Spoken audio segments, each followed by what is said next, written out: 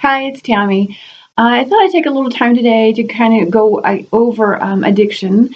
I know I've talked about it before, but there's a lot of things that have been going on around me that have prompted me to want to continue talking about this. And if you didn't see the other video, at least you get a chance to see this one. You can always go back. There may be additional information that I didn't include in this one, or vice versa.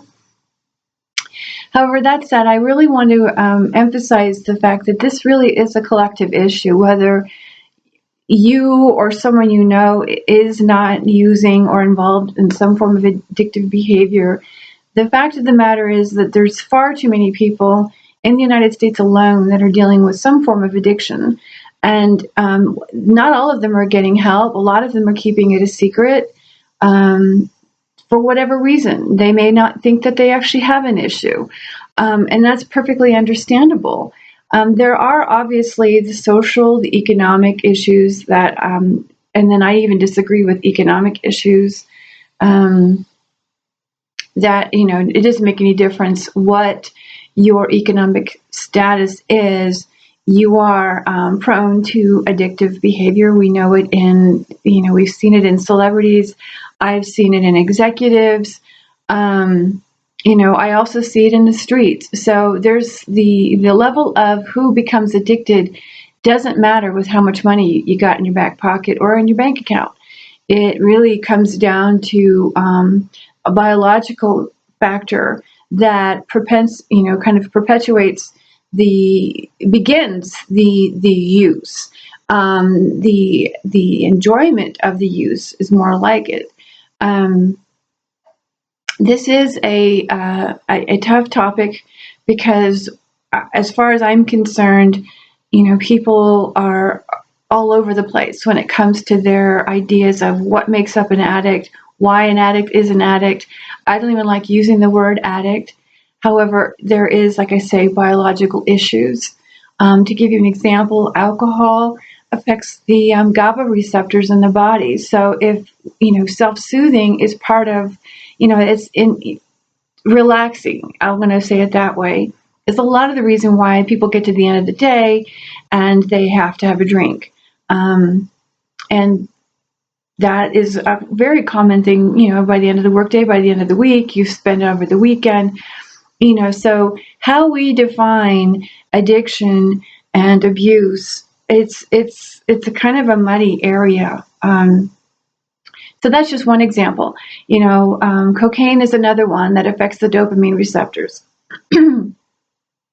And there's other ones that affect the opiate receptors, pardon me, that actually factor in and play off of the dopamine receptors. So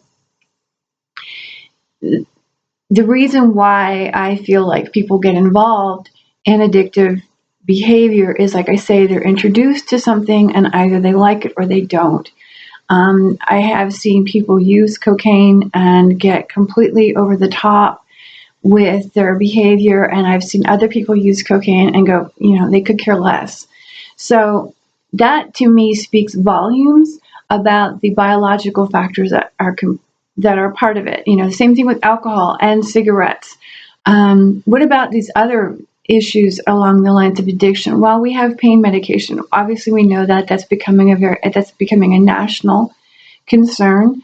My issue around that, and I keep using that word issue, is because these are things that come up for me that I wish I could affect somehow and alter and help kind of begin to shift the perspective around this. So that said, with regards to pain medication, there's a various number of pain medications. Medications are generally used or produced rather for one particular reason, and then they find out that it actually works for other reasons. A good example is, antidepressants. Tricyclic antidepressants are frequently used, or they used to be used quite often, with regards to pain, helping to reduce someone's pain tolerance or increase their pain tolerance so that they didn't feel pain as much for the chronic pain issues. Lyrica is another one. I can't remember the names of the other pharmaceuticals that work off of the GABA receptors. It's just actually a synthetic GABA. So it's replacing the GABA that the body is naturally supposed to produce. So now we are working with that whole level of pain. Now, and then the next thing you have is obviously the opiate receptors. Now, the problem in the opiates, the problem with this is as a culture, there's a lot of harm coming because either people are having to use street drugs to offset their basically to self-medicate. And some of you and some other people that you may know would probably go, yeah, right, we know they're self-medicating. They just can't handle life. You know, there's a lot of judgment that goes on around that. But I mean that wholeheartedly, that we are really attempting to self-medicate. And if you or someone you know or your family members aren't using alcohol or cigarettes or street drugs or prescription medications for that reason, chances are you're self-medicating or doing something, and it could very well be a healthy form of self-medication. But nonetheless, we all have to find some way to de-stress and relax. And that is really what it comes down to when it comes to use of any sort of addictive behavior. It's a way of stepping away from everyday life. It's a way of regulating our body chemistry. It is a form of either, like I say, avoiding the stress and just taking a break for a while and finding another form of self-soothing, or it really is actually regulating the chemistry. And this is the reason why we see many people with more than one addiction. You don't regularly see someone hooked on Coke and with no other issues. Besides the typical depression that is normally, I should say, typically seen with people who use cocaine, there generally are other factors that, other behaviors that become involved. It could be shopping, it could be sex, it could be, these are forms of addictive behaviors. Exercise is another form.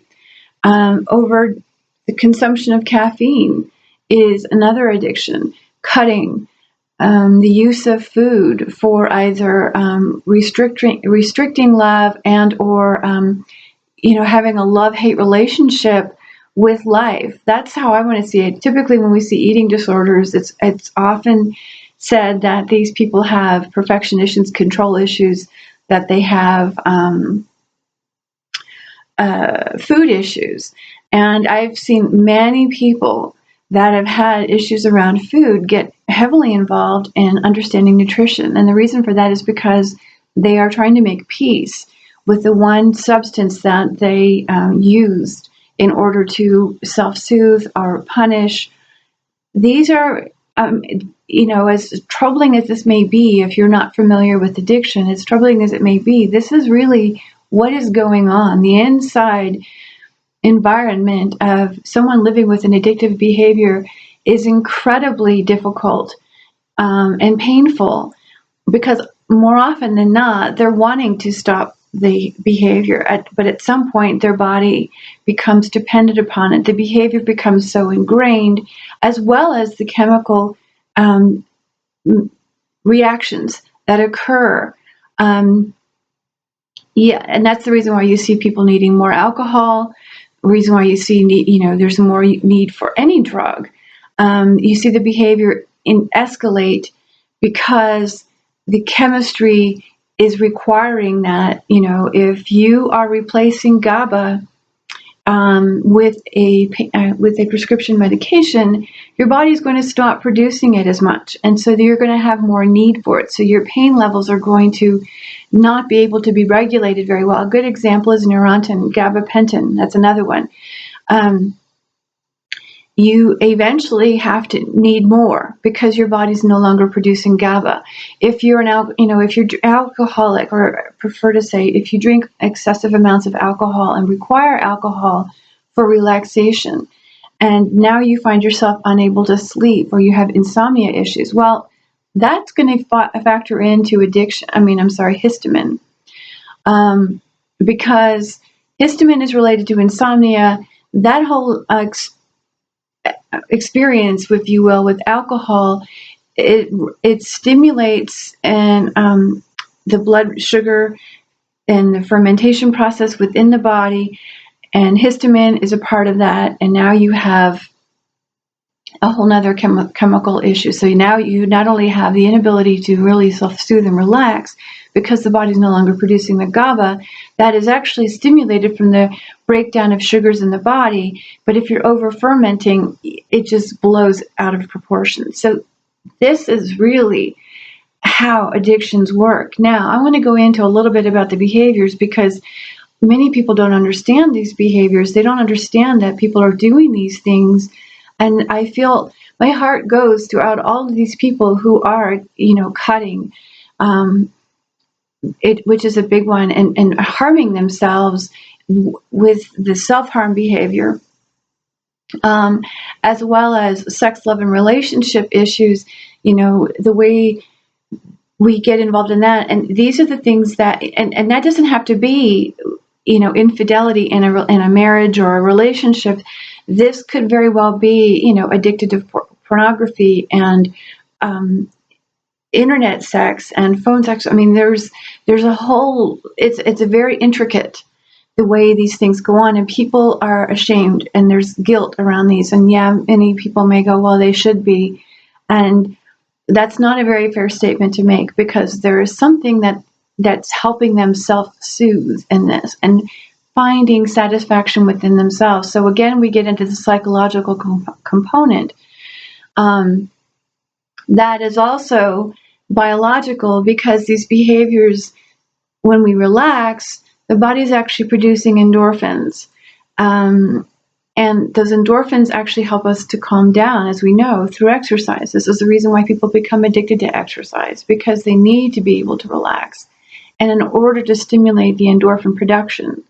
And if their immune system is compromised in any way, and it could very well go back to the histamine that I've talked about a lot, and I will continue to talk a lot about, but the immune system is affected by our histamine levels. And if we are not using histamine properly, the immune system is now compromised, and endorphins are produced in the immune cells. So there again, we get into the chemistry, the biological component to addiction, that then fuels the behavioral issues, as well as the psychological component. That's the other word I was looking for. So, and then of course it affects the social dynamic, because it regulates how and who you associate with, depending on your addiction, as well as who will associate with you, because either you've become more isolated, you've become more selective about the people that you hang out with, your family suspects that there's issues, or you might be a family member that suspects something. My request is that please, please, please don't penalize anyone that you know. If you suspect something, there are ways to begin to intercede and potentially prevent increasing harm to someone psychologically, socially, economically, because at some point addictions do affect us financially. So hearing this and being able to step in powerfully with love and empathy, and if you are a family member or a friend who is struggling with finding some sense of peace and non-judgment about what's going on with your family member or friend or coworker, then it would be best for you to find it within yourself, to some way to make peace with it, so that you can actually begin to address it. Possibly, bringing up, there's so much information in the news. I'm just providing some information right now, ideas. There's so many things on Twitter. There's a lot on the news. If you go into Facebook, a lot of these areas share, and all sorts of information about addiction. And even if you were to bring something up and use it as a form of like, hey, have you heard about this? This is unbelievable. Because at that point you're educating and you're emphasizing your heartfelt desire to see people not have to suffer, because addiction really does stimulate suffering on so many levels. And again, if you have any questions about anything that I'm saying, I don't want to go on. I could go on a long, long time about this, but I'm happy to engage in a conversation with you via email and begin to discuss this in a lot more depth. The other way I see this culturally affecting us is that people who have gone through recovery are still being penalized socially, oftentimes medically, and I would refer to that more physically, because if once they have a health issue or an emergency, I've seen time and time again health professionals that are denying people pain medication. Now, I'm not going to deny that we don't have a rampant problem in this country. I have been in workplaces where I have literally witnessed people selling their prescriptions, and I work with people now because I am self-employed, and some of the clients that come to me don't regularly check in. I mean, when I say regularly, I'm talking about, seeing a doc once a month. As far as I'm concerned, that should be the norm, and there's a should. I don't think anybody should be placed on an antipsychotic, any form of psychoactive medication. And a lot of these medications, whether it be a pain med, a muscle relaxer, a nerve, something that works with nerve pain, any of these medications, or anxiety is another one, should not be handed over to a patient and they have the freedom to be able to get their prescriptions every 4 months or 4 to 6 months with only seeing the doc once in that time. I recently had someone come to me and she only sees her psychiatrist twice a year. And she has a pretty high level anxiolytic medication that she gets a prescription for every 6 months. To me, that's dangerous, because anything can happen within 6 months. These things are affecting the chemistry regardless of how effective it is. But that said, what I have witnessed on the downside of that, when we talk about the economical factors with regards to addiction, I've seen too many people selling their prescription medications. And not the whole bottle. We're talking pills. We're talking pills at a time. And let me think off the top of my head. Well, there's, the hydrocodones. I've seen so many Lortabs and Tylenol with codeine. These kinds of things are being sold. I have been in the car with somebody who was selling benzos, benzodiazepine. That is a anxiolytic, anti-anxiety med. So Suboxone, there you go. That's another one. I've seen, people literally selling their Suboxone pieces in order to, and I'm sorry, I don't have the right word, the little dissolvable tabs that you place in the mouth. They've been selling those. So, which is highly dangerous, because it actually sent my neighbor ran out of her benzos. The neighbor down the street sold her a Suboxone, and those are the interactions between those two medications, because there was still some left in her system, she panicked because she couldn't get her doctor to, they couldn't prescribe they couldn't refill the prescription fast enough, and it just was an absolute mess. Now, I say that because this is dangerous. These are the dangerous behaviors that are going on because we're not taking caution and not regulating these medications.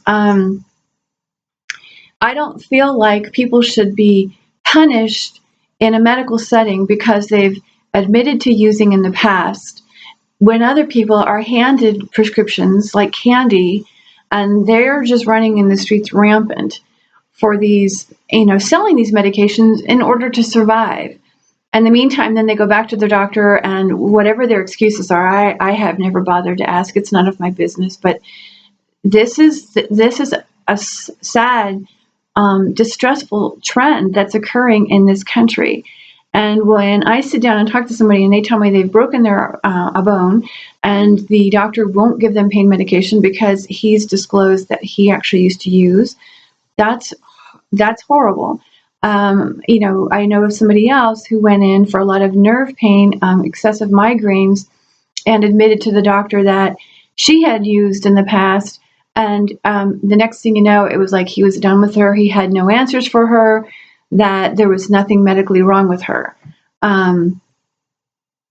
That's troubling when I hear things like that. So there's two sides to the table here with regards to how we're trying to combat the drug issue that we have in this country.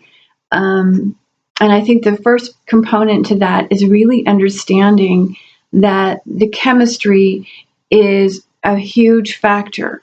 Huge. Is it hereditary? Well, if your parents and grandparents and other people in your family have addictive behaviors and have had experience with addictions, then the chances of somebody else, an offspring or a sibling, having these similar issues is quite possible. I mean, the chances are increased, but there you got the heredity, you got the genetics. These genetics often are, like I say, they affect the chemistry.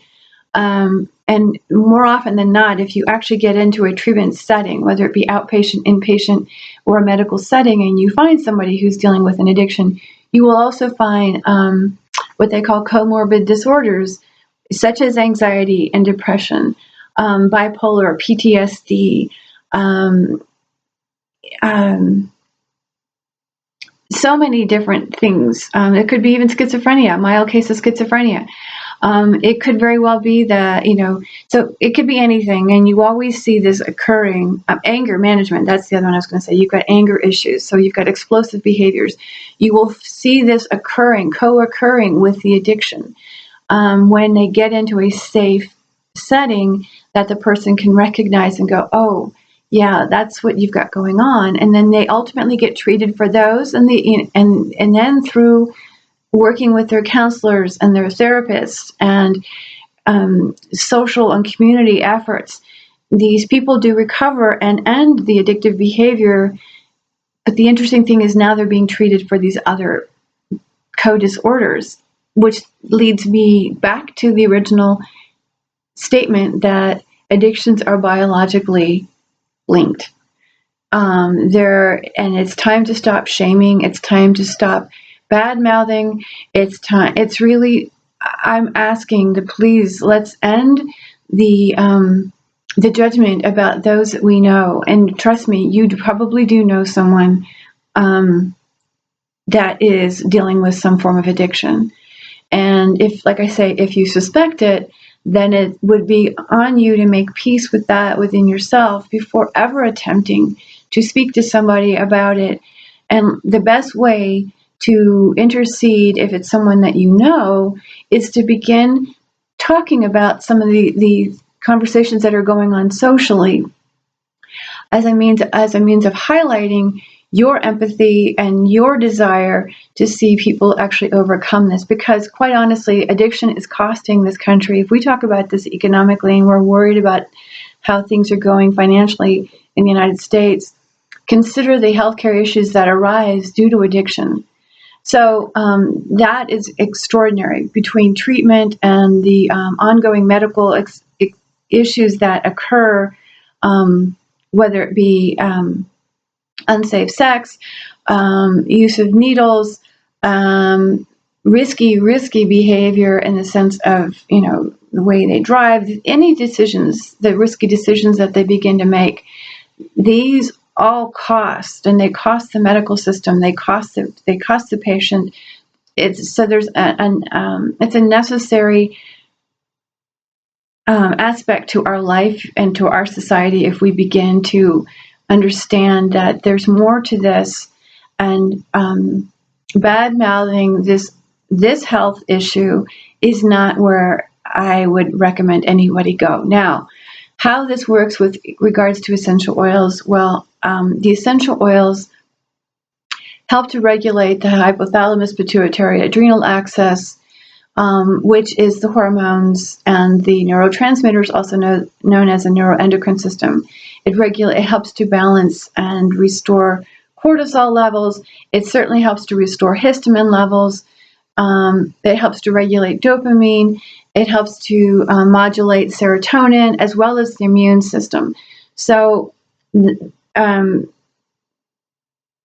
depending on what the addiction is and the co-disorders that are going on, it is possible to bring someone into a sense of peace where they can begin to really collaborate with their therapist, and with their community, the community exposure that they're getting, and being able to self-regulate more so that when they are exposed to it, because I don't necessarily, even though I think that they can abstain from the behavior and the substance, it's almost impossible to avoid the situations, albeit the triggers, or being around other people.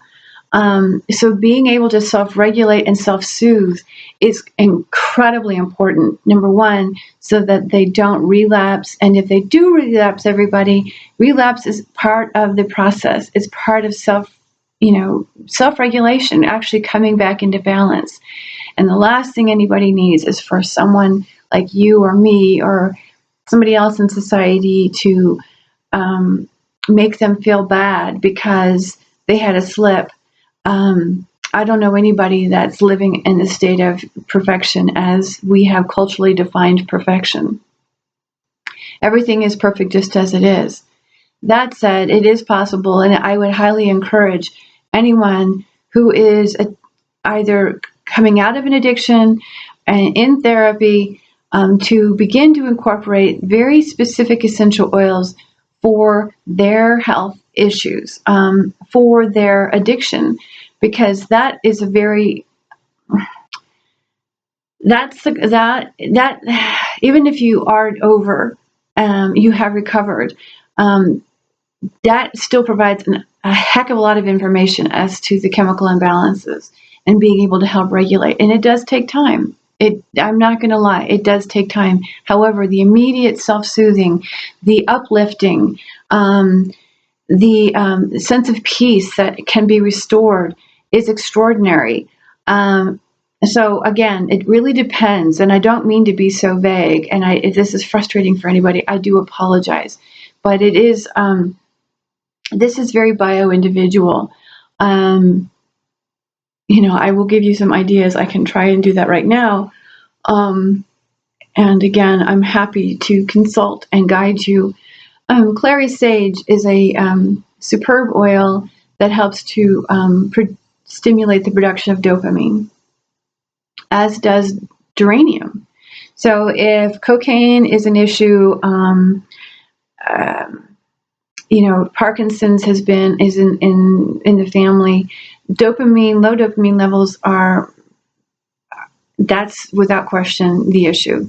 Wellbutrin, mind you, is one of those medications that actually which is an antidepressant, keeps the dopamine in the brain. It's called a dopamine reuptake inhibitor. So if cocaine has been part of the history, and which means dopamine is now evident, then clary sage and geranium would be two. And that would be a person I would not recommend lemon for. So those who have dealt with low dopamine, then lemon is to be avoided. If we're talking about GABA, well, GABA is an interesting one because if your GABA levels go too high, you will have you will have anxiety. So again, these are all suggested, and they're, everything is short-term use when it comes to essential oils. I'm going to say that. So if you're dealing with GABA, there's a specific time. Time linalool will help with GABA production. Spikenard is another one that affects the GABA receptors. Again, you don't want to do this for very long, because as the body comes back into balance, you no longer need these. That's the benefit of the oils. They help to regulate, modulate, restore, and then you're done. I do always recommend continuing. I've had people go, do I need to be on the oils forever? And I'm like, well, if you want to, I mean, what's the difference between using a prescription and using oils? So your best bet is to stick with the oils. And at some point, as you work with these, you're going to begin to notice changes in your body and begin to adjust what oils you use. But it is highly encouraged that you stick with them, because the epigenome that I've talked about does shift. So addictive behavior, no matter what you've used, if it's no matter what the substance is or what the behavior is, you've been responding to your body's chemistry, and you've been adjusting to it. And the stress that's involved with hiding your behavior is hurting. You know, we all hear that stress kills, but even though you think you're self-regulating and that you're not dealing with stress, these things are all highly inflamed behaviors. And I mean, they cause inflammatory reactions within the body. And so the stress factor with regards to either hiding it or avoiding talking to people about it, or wishing you could stop and you just can't stop. You know, we talk about willpower. It's not about willpower. I want you to know nobody is weak when you're dealing with any form of addiction. There's no weakness here. You are succumbing to something that is necessary. It's a way of, attempting to preserve. It's a way of trying to normalize and feel good. I'm just going to go there. Again, like I said, I could go on and on and on about this. So we've talked about dopamine. We've talked about GABA, opiates, the opiate receptors. Myrrh would be one I would use to stimulate the opiate receptors. Again, you have to use caution with that, because even though it is anti-inflammatory, it is self-soothing. It does have a stimulating effect on it actually helps to regulate the thyroid. So at some point, it's going to be necessary to switch this out, and there are other ways to deal with the opiate receptors, but that would be one I would suggest.